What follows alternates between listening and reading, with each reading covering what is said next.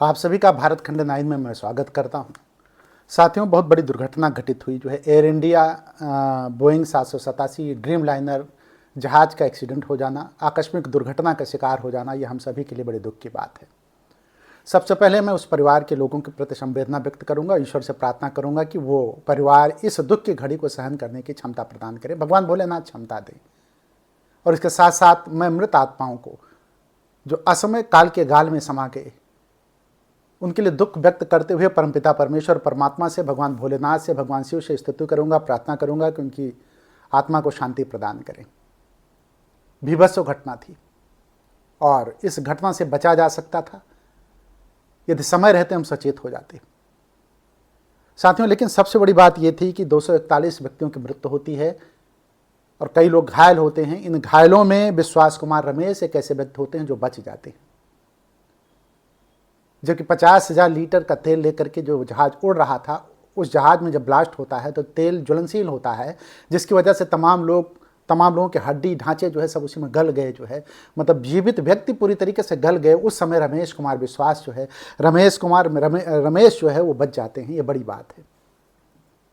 और वो खुद स्वयं चल करके, मतलब जब वो गिरते हैं तो गिरने के बाद स्वयं चलते हुए जो है वो एम्बुलेंस तक पहुंचते हैं।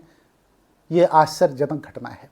और कहते हैं कि उनकी सीट जो थी वो 11A सीट अलाट हुई थी।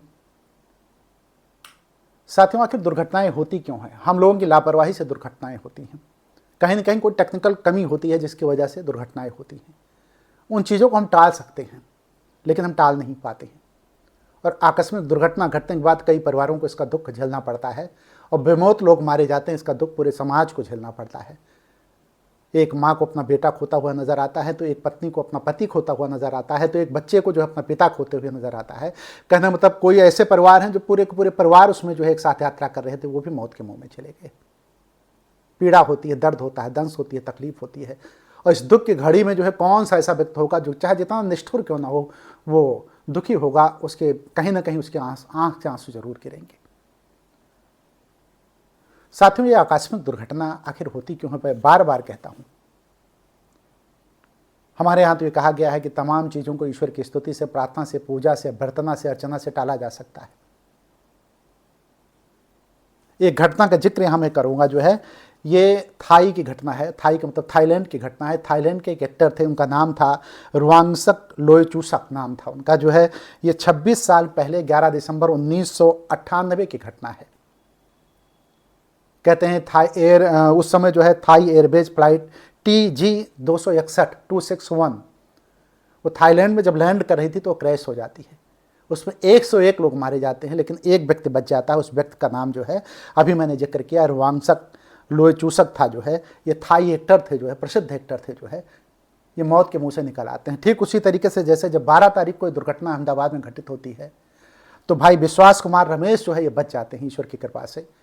उसी तरीके से ये भी बच गए जो है थाई एक्टर। दोनों में समानता ये थी कि 11A सीट इनको अलाट हुई थी विश्वास कुमार रमेश को, और 11 नंबर की सीट थाई एक्टर को भी उस समय जो फ्लाइट थी बेस फ्लाइट TG261 उनको भी 11 नंबर की सीट अलाट हुई थी।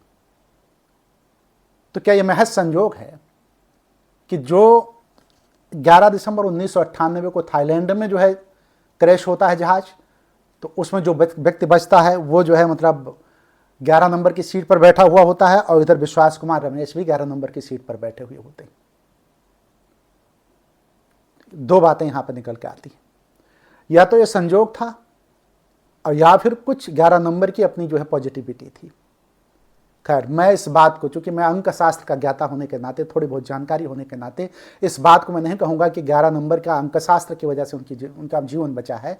लेकिन चूंकि ढोक ढकोसले को मैं बढ़ावा देने की बात नहीं करता, लेकिन ये संयोग है, संयोग का जिक्र करना यहाँ जरूरी है। इसलिए मैंने कहा कि 11 नंबर सीट पर दोनों लोग बैठे थे, दोनों लोग मौत के मुँह से बच करके आए हैं जो है। लेकिन न्यूमरोलॉजी की बात मैं यहाँ जरूर करूँगा, इसलिए नहीं कि ये दोनों चीज़ें टैली कर रही हैं। दोनों चीज़ें टैली कर रही हैं इसलिए नहीं। देखिए, हमारे यहाँ मास्टर नंबर माना गया है 11 नंबर को, और 11 नंबर जब मास्टर नंबर माना जाता है तो हमारे यहाँ रुद्र अवतार की जब बात करती है तो भगवान भोलेनाथ का रुद्र अवतार 11 नंबर है जो है। मतलब बजरंगबली जो है रुद्र अवतार माने गए हैं और 11वें रुद्र अवतार के रूप में प्रकट होते हैं। ये बड़ी बात है हमारे यहाँ कहा जाए तो, हिंदू धर्म शास्त्रों की जब बात मैं करूँगा तो।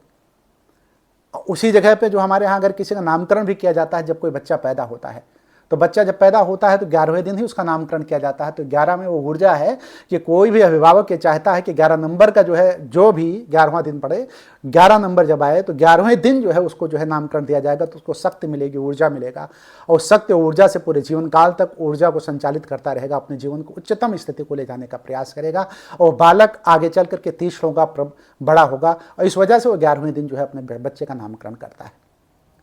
और यही नहीं, हमारे यहाँ अगर किसी को दान दक्षिणा दहेज भी दिया जाता है तो 11 रुपये दिए जाते हैं, 11 लड्डू चढ़ाए जाते हैं। देखिए ये सब मैं सिर्फ इसलिए कह रहा हूँ कि न्यूमरोलॉजी की बात मैं कर रहा हूँ, ठीक है, इसको आप उससे मत जोड़िएगा, बार बार मैं कह रहा हूँ, लेकिन चूंकि चर्चा हो रही है तो उस चर्चा को मैं सिर्फ जोड़ते चल रहा हूँ, जिसकी वजह से ये भी संज्ञान में रहना चाहिए, ये भी ध्यान में रहना चाहिए। मैं बार बार इस बात को कह रहा हूँ कि किसी आडंबर, किसी ढोक ढकोसले का मैं पक्षधर नहीं हूँ। कर्म सबसे बड़ी चीज़ है और कर्म की महत्ता को मैं समझता हूँ, और कर्म पे ही मैं अपने लोगों को ध्यान देने की बात करता हूँ। ये कर्म अगर बढ़िया है तो आपका कर्म जो है प्रबल होकर के प्रकट होगा। तो कर्म पर विशेष ध्यान देने की बात मैं लगातार करता रहा हूँ, और इस बात को भी कहूँगा मैं बार बार कि कर्म यदि किया जाए जो है तो कोई भी चीज़ हासिल की जा सकती है। लेकिन 11 नंबर के बारे में जब बात आती है तो उस 11 नंबर का यहाँ जिक्र करना, इसका धार्मिक आध्यात्मिक बहुत बड़ा महत्व है हमारे धर्म ग्रंथों में जो है। और हमारे यहाँ 5 कर्मेंद्रियों और 5 ज्ञानेंद्रियों की बात की गई है, और एक मन की बात की गई। मन को अतेंद्रिय कहा जाता है। जब हम कर्मेंद्रियों की बात करते हैं तो आँख, कान, नाक, जीभ, त्वचा, ये ज्ञानेंद्रियाँ हैं, ये 5 चीज़ें जो है। और उसके बाद मुख, हाथ, गुदा, लिंग और पैर, ये कर्मेंद्रियाँ हैं। और अतेंद्रिय के रूप में मन को माना गया है कि ये 11 चीज़ें होती हैं, 11 अंग यहाँ भी आ गया, और ये 11 अंग ही चीज़ों को जोड़ने का काम करता है। मतलब शरीर, आत्मा और मन को जोड़ने का काम 11 अंग करता है। ये 11 अंग का महत्व यहाँ भी आ रहा है। और अगर देखा जाए जो है तो कहीं ना कहीं किसी भी तरीके से जो है वेदांत में भी 11 को बहुत महत्वपूर्ण अंक माना गया है। और वेदांत के बारे में कहा गया है कि आत्मा के नज़दीक ले जाने का काम मन और 5 इंद्रियाँ और 5 ज्ञानेंद्रियां ये जब ले जाती हैं तो उसी 11 के कारण ले जाती हैं। 11 को संपूर्ण शरीर मान लिया गया है, वेदांत का ऐसा कहना है जो है।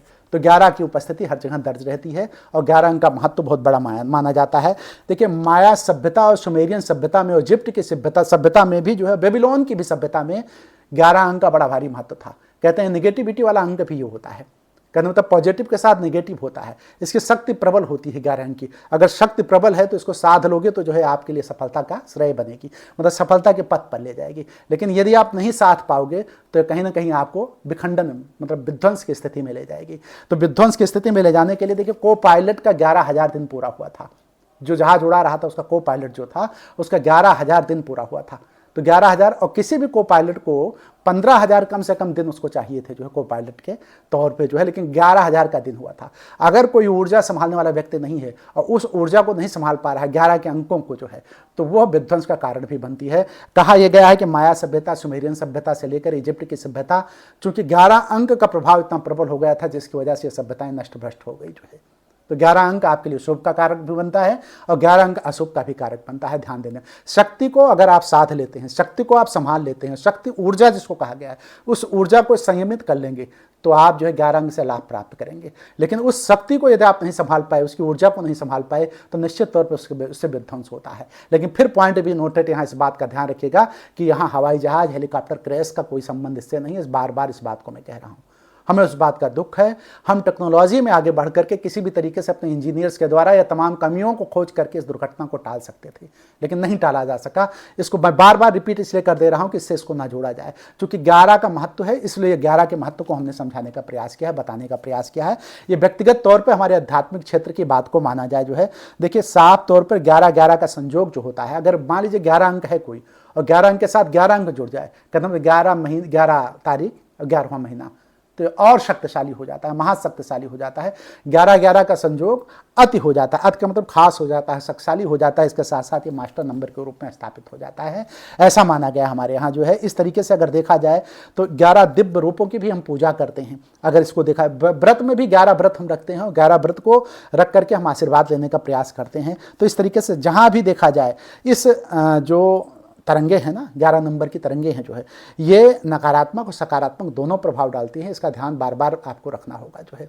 इससे 11 का महत्व हमारे यहाँ बहुत अच्छी तरीके से किया गया है। देखिए एक चीज़ मैं और आपको बताऊं, अगर इस जहाज की बात छोड़िए, जहाज के अलावा अगर मैं बात करूं तो कोई प्रारब्ध है ना, तो प्रारब्ध में जो घटना घटित होती है ना, संयोग जो घटित होता है, प्रकृति के किसी भी कार्य पर हम प्रश्न नहीं लगा सकते। और प्रकृति के किसी कार्य में हम प्रश्न नहीं लगा सकते, तो जो भी घटनाएं घटित होती हैं, देखिए इसमें भी इंग्लैंड के लोग थे, कनाडा के लोग थे, भारतीय लोग थे, अन्य देशों के लोग थे, तमाम लोगों को जब प्रकृति इकट्ठा कर लेती है तो जो घटना करवानी होती है वो घटना हो ही जाती है। लेकिन मैंने कहा कि प्रारब्ध को 3 तरीके की बातें आती हैं, एक संचित कर्म आता है, एक प्रारब्ध आता है, एक अनारब्ध आता है। प्रारब्ध को टाला नहीं जा सकता, लेकिन प्रारब्ध का एक हिस्सा होता है अनारब्ध, उसको टाला जा सकता है। क्रियामाण जो है सबसे बड़ी चीज होती है। क्रियामाण मतलब वर्तमान कर्म, और वर्तमान कर्म के वशीभूत होकर के सारी चीजें साफ की जा सकती हैं। कहने का अर्थ ये हुआ कि प्रारब्ध जो रिलीज हो चुका है उसको तो नहीं टाला जा सकता, लेकिन उसके एक हिस्से अनारब्ध को टाला जा सकता है।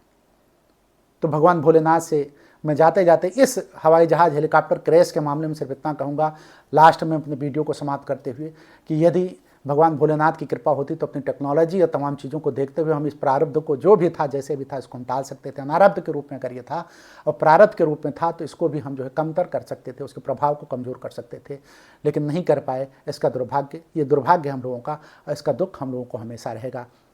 तो साथियों, पुनः मैं आप सभी को प्रणाम करते हुए एक बात कहूँगा कि इस हेलीकॉप्टर क्रैश में जो लोग मारे गए हैं, जहाज़ के क्रैश में जो लोग मारे गए हैं, उनकी आत्मा की शांति के लिए मैं भगवान भोलेनाथ से प्रार्थना करता हूँ, और उनके परिवार वालों के लिए अपनी प्रार्थना करता हूँ कि उनको इस दुख के इस घड़ी में सहन करने की क्षमता प्रदान करें।